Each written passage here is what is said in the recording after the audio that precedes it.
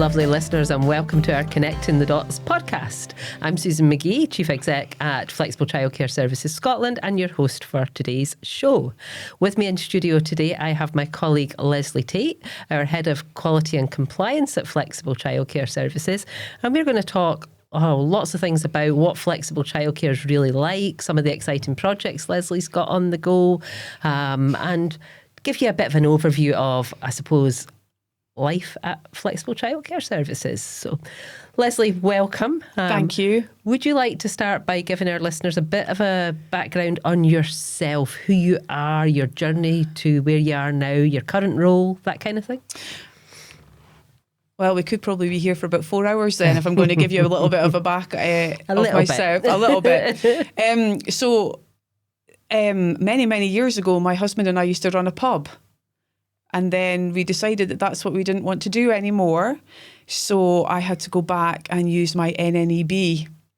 And I'm sure many people will not remember what that is, since I qualified in 1988. And that's how I got back into childcare, because I had to do something. And that was in, 2000 that I got back into childcare from before. And I have literally worked my way up from working in a creche in Asda. I wonder if anybody remembers Dweezils. And then I have worked my way up, working in a local authority nursery, and then into the private sector. And then I got moved into the third sector when I was offered the job as the nursery manager with One Parent Family Scotland. And then I've just progressed through there and into Flexible Childcare Services, and I've now got the job of Head of Quality and Compliance for my sins. And that's a very quick, short synopsis of my life. That was a quick roundup, definitely. And the NNEB, definitely still the best qualification, absolutely. Such a really good grounding in everything you need to know about child development and the types of things that we should be doing with the children. Yeah, but even knitting. I wonder if anybody remembers knitting. I had to knit a top and a skirt. We had to sew. We had to sew a little outfit and smock a dress for a baby. Why you had to make a baby's layette as part of your qualification, I have no idea, because that's really not part of the modern day. But it is a really good qualification. Yes, definitely it is. Still one of the most robust. And people that come to us with that qualification, we think, they'll be a good one. Yep. So yeah. 100% agree with that one. Definitely, absolutely. So lots of our listeners will know about childcare. Loads of our listeners will use childcare or will work in childcare. Not many listeners will know what's different about flexible childcare. And obviously you've been involved in that. You mentioned you were with One Parent Family Scotland, and that was where the initial concept came from some of the families that they were working with. Yep. So do you want to tell us, explain to listeners what flexible childcare actually is and why it's different? Again, we could be here for about another 4 hours. It's all right, we've got plenty of time. We've got half an hour today. So it's because I've been involved with it from the very beginning, and the concept of supporting parents and carers back into, the workplace, being able to book by the hour so that it was totally and utterly flexible, that they're not having to pay for sessions, so that if somebody wanted to book from 10 till 2, that's what they can do, instead of having to pay the traditional all day. And private sector nurseries are generally 8, 7, some of them till 6, and want half days, full days. Minimum booking requirements, none of that at FCSS? Absolutely none of that at FCSS. It's one of the great positives that we have, that parents can really book what they wish. And the feedback that we get continually from parents is that it's really helped them to even go back to university, back to college, get into the workplace, that we are supporting them to be able to get those hours for themselves and for their childcare. It's just such a fabulous concept, and many of our services can even do that with the local authority funded hours, that they can do them totally flexibly as well, which is quite unique. And that makes a huge difference to our parents and carers too. Yeah, because parents get that 1,140 hours for their 3 to 5 year olds and eligible 2-year-olds. But in most cases, there's a set model that has to be used on. So being able to use that flexibly makes a huge difference. And although we're talking about the model being supporting parents back to work and being delivered flexibly. So children aren't necessarily attending Monday to Friday the same hours. However, we're confident that the children are still learning and gaining in the same way educationally that they would be, but it's just delivered flexibly. Yeah, absolutely. When it was originally the concept of the flexibility, I ended up having a fabulous relationship with the care inspector who was registering and who was involved in the original service. And we worked really, really hard together to be able to support parents, and their children that were coming in really on a very ad hoc basis, so that we knew that when they were coming in, we were still being able to meet their needs. We were still being able to, follow the curriculum for excellence, even, realising the ambition. And of course, the local authorities that we're working with also help around that quality of the early education. We've had the majority of our local authorities are really, really supportive of us being able to deliver it flexibly, because, again, it's very unique and it's not something that's delivered all over Scotland. And a lot of them have been very, very interested in how we deliver it. So we've had many chats with a lot of the local authorities, and we can prove that we can still support the wee ones' needs educationally, emotionally, nurturing, even when it's totally flexible. Brilliant. And what about the people that are delivering that care? So the practitioners who are working in the services. We know that Flexible Childcare Services was recently one of the first 10 organisations in Scotland to be accredited for its flexible working culture. So how does that work? How do you plan rotas and things and make it work in a flexible childcare service? Well, if you ask the managers that, they would probably have a different opinion than I do. But if I use one of our managers, her service is absolute, totally and utterly flexible, and she does her rotas on a weekly basis, and somehow it just works. She has a very, very supportive team who are very flexible in their working environment as well, and they will try and fit round to the children's needs rather than their own needs. And that is, again, a very unique service. We have other services that the team work. They do have set hours, but that's what works for them. So, and even if I use myself as an example, I don't work on a Wednesday. I work condensed hours. But it's Wednesday today. Funnily so enough, it is flexibility, but it's okay because I've got tomorrow off. But it makes your life so much more better because you have that day off. Because technically, even if today is Wednesday, it's like I work Monday, Tuesday, have a lovely day off on a Wednesday where I go and get to meet my pal, and then I work Thursday, Friday, and it's just so much benefit to myself. So it's not just in the leadership team, that we can have flexibility. It filters all the way down to our practitioners and our apprentices, that we all are offered that flexibility, and it's so much better for our health and well-being. Yeah, I think there's over 40 different working models in the staff team. So it can be a bit of a challenge for our HR folk to be managing and for the managers. But actually, people first is one of our values in the organisation. So it's so important that we look after our team as well as the children and families that we're working with. Absolutely. Because we couldn't do it without them. No. Absolutely not. So, okie doke. Perfect. And Flexible Childcare Services is different in other ways too. I guess across the whole sector, we're finding that the role of the practitioner is changing and there is more family support type things involved in that. But that's been happening in Flexible Childcare Services since the start, really, with some of the sort of additional wraparound kind of things that we do. There's a lot of that already going on, and you've got further plans to take that beyond and add some different things. Do you want to tell us a bit about some of the things that we offer that help families? So from the access to the food to the bringing in multiple generations stuff. Take us right through that journey. This is, everyone knows that this is an absolute passion of mine, being able to do a holistic for the family within our nurseries. And it's because, if I use one of our services as an example, because I've been supporting them a little bit more, that it's like we have intergenerational work starting. They already have fair share that come every week. And give them resources, not just foodstuffs, but ambient stuff as well. there's another charity that they're involved with that supports them with stationery, deodorant, nappies, that people need. At Dundee Bairns. Yes. Yeah. I wasn't sure if I was allowed to work. I wasn't with. sure if I was allowed to. If I was allowed Absolutely, to say, give them a shout out. We're shouting out everybody. All right, okay. I I wasn't sure if we were allowed to. Yeah, okay. Dundee Bairns, and we're beginning to widen out, even bigger in that community. The local high school. There's a super campus that we're trying to get high school children involved. We're trying to get the local church involved, and it's just bringing the whole community together in our service or round about our service, because a lot of our children don't have those intergenerational. They don't have the grandparents. They don't have other siblings around them.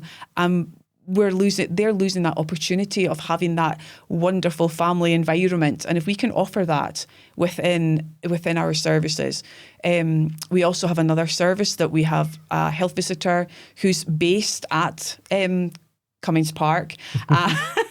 And they have speech and language who are involved there as well. We have another service that the wee ones go down to a care home every week for that intergenerational practices as well. And it's something that we just feel so passionate about rolling out throughout our whole services. Susan's right, we're just totally changing. We're needing to become more family orientated, involving the whole family in the whole of our services.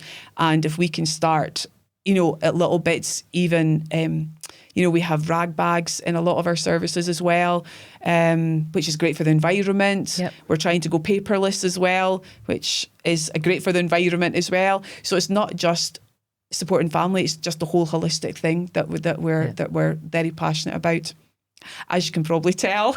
I think it's that going above and beyond, isn't it? Yes. So looking at everything we do and thinking, well, where could we add value on that, and what else can we do?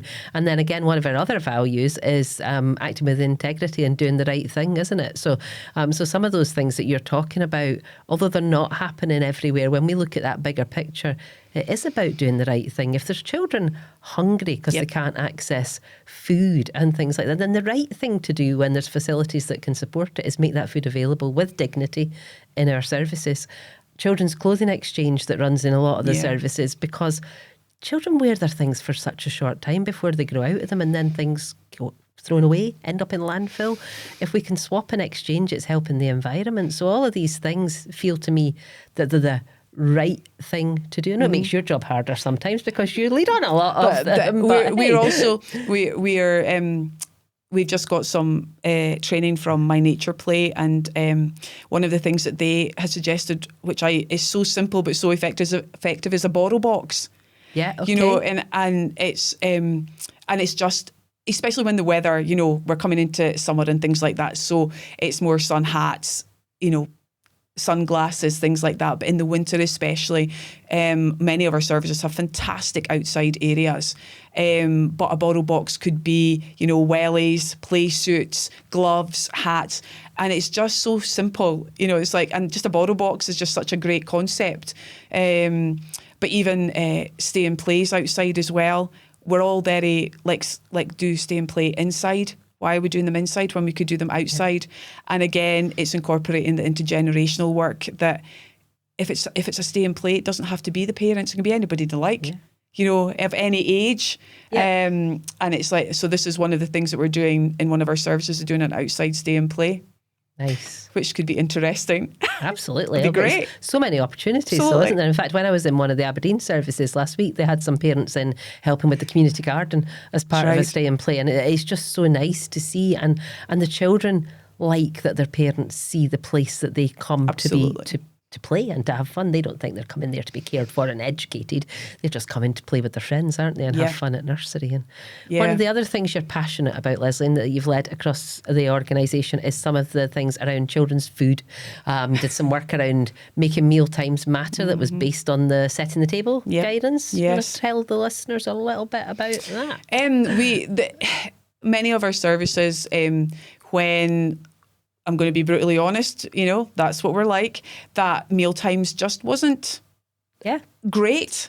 We have worked very, very hard in all of our services to make meal times much more inviting, much more healthy options, it's like we follow setting the table very, very closely, just like everybody else, and when we did this turnaround, and it wasn't just managers, it wasn't assistant managers, it was practitioners that we were wanting to really get involved, because they're the ones that are on the ground and they're the ones that are with the children, during meal times. And we ended up having probably about 18 to 20 people on our meetings. And when you go round now and I visit the services and you look at meal times, don't get me wrong, there's sometimes, just like everywhere, that you're thinking, wow, we really need to work a little bit harder on this. But on a majority of our services, you go in and meal times are just a joy to watch now. And the children are serving themselves, the children are washing their dishes, but the children are also really getting healthy food. I mean, we've had to work with outside agencies, because we get them delivered into our services, and they've just been joyful to work with as well, that they've totally understood. I don't think they like getting I don't think they like getting setting the table, because that's one of the things, that we originally did was, we're going to send you all so that you understand that we're not just being difficult, there is actually a guidance there. And they've worked fantastically with us to be able to move forward on this. But now that I've said that, I know I'm going to have jinxed it.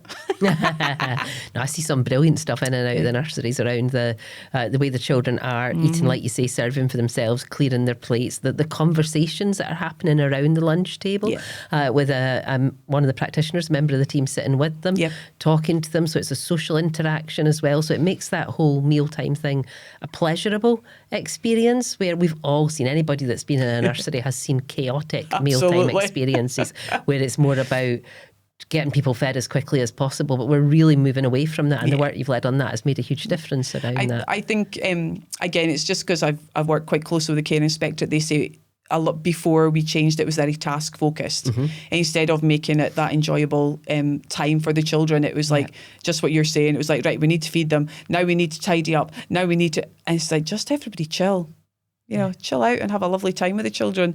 When it's nice and relaxed, you get a lot more, and there's so much more conversation. You can find out an awful lot about a wee one when you're in a relaxed conversation with them. And they're so young as well, isn't there? We shouldn't be rushing them through their life. And there's the whole thing across the sector about that slower pedagogy now, and taking time and giving children the opportunity to repeat experiences and not rushing them on to the next thing. And it makes it calmer for everybody, because it can be blooming hard work working in a room full of 2 or 3 year olds. And yet, sometimes when you go into the services, it doesn't feel like that. It doesn't feel like there's 25, 30, 40 even 2-year-olds in a room, because they're engaged in the learning opportunities that are available for them, and the team are supporting and scaffolding their learning in a gentle way. A lovely, gentle, calm way. Yes.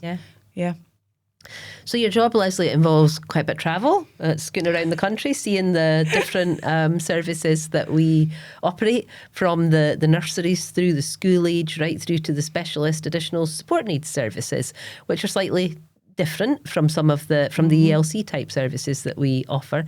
And I guess part of that fill the gap approach that we have, that we're not stepping into an area and running a service that's the same as what's already there, but we're looking for where children and families aren't getting what they need, and that's where we step in. What's your experience like going around different types of services?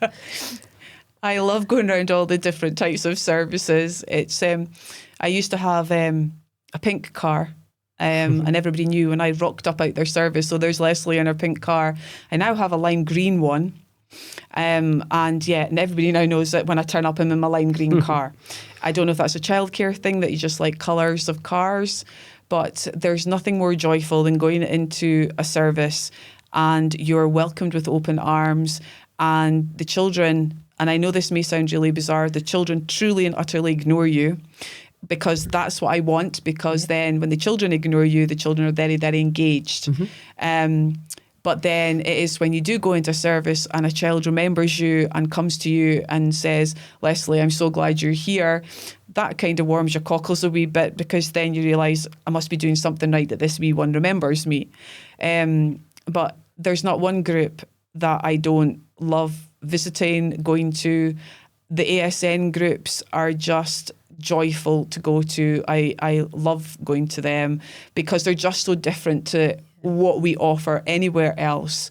In a previous life, I did used to work with adults with ASN. And I hadn't had any interaction for many, many years. So it was amazing that when I started going back to the ASN groups, all just came flooding back of the joy that I felt when I was working with adults with ASN. And even the team who work with the ASN children are so different as well, because they're supporting different needs, they're supporting different developments. So you have to change your thinking, that you're not in ELC anymore, you're in ASN or you're out of school. I mean, I could go on about the out of school. We have a service in Hillside. And I always say to the manager, it's such a joy to come here because the children are so engaged. They completely and utterly ignore me. But there can be over 50 children, and you wouldn't think there was 50 children in the out of school club. And it's just a joy. I can't say anything else because I've been supporting 2 services, quite focused, and it's like, and I've said to Susan that I do miss going out and visiting because it's just so wonderful. I'd recommend it to everybody. I really would, because I'm quite an advocate for that it's like, just go out and visit these services and see what the fantastic work that's going on in each and every one of them. There's something really special about getting out to visit the services, isn't there, and see what's happening. You and I did a tour with a couple of our board members recently and took them around to visit the services, and it gives such a genuine view of the difference the work makes, I think, going out to see them like that. It makes every day different as well, because you don't know what's going to come your way. You don't know which service is going to need your support. So it really keeps you on your toes that you really, really need to think about, right, what is it? What's happening today? Who's phoning me today? Who's needing help today? Who's needing support? And then work out, is it ASN? Is it ELC, out of school? And it keeps you fresh because you've got to keep yourself up to date with everything as well. Absolutely. There's certainly never a dull moment in flexible childcare services. Not. Never. No. And it is hard work, but I mean, I absolutely love it. And the joy that you get from it comes off you in waves.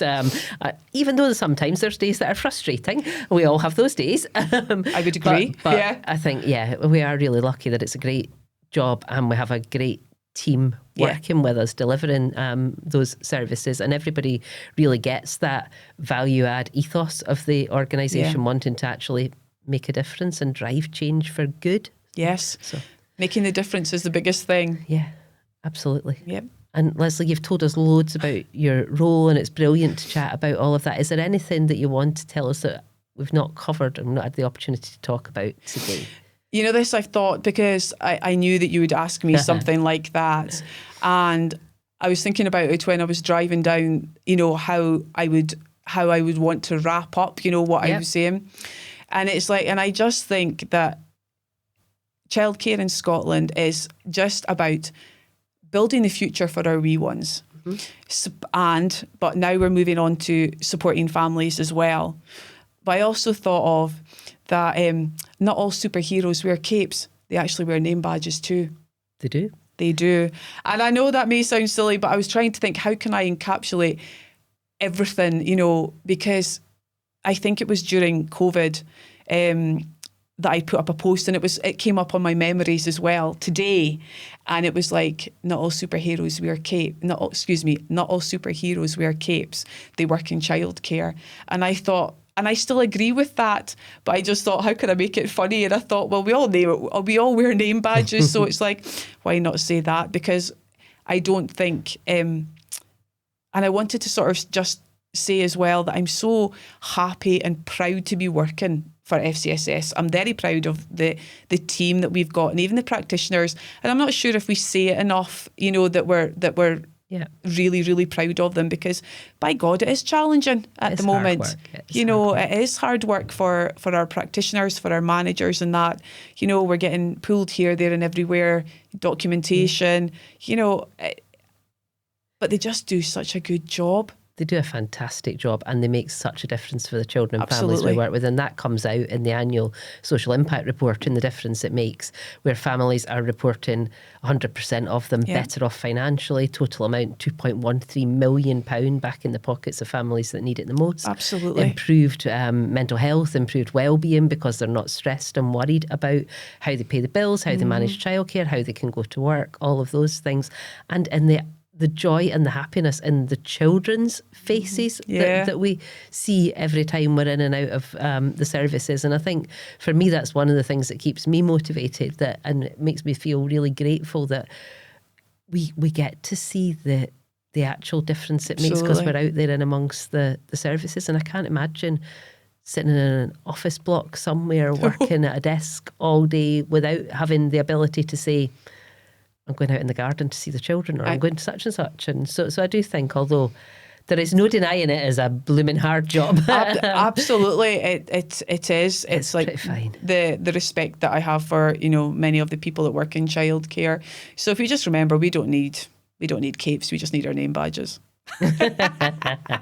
Brilliant. Lesley, thank you so much for taking time to join me in the studio today for connecting the dots. You're very welcome.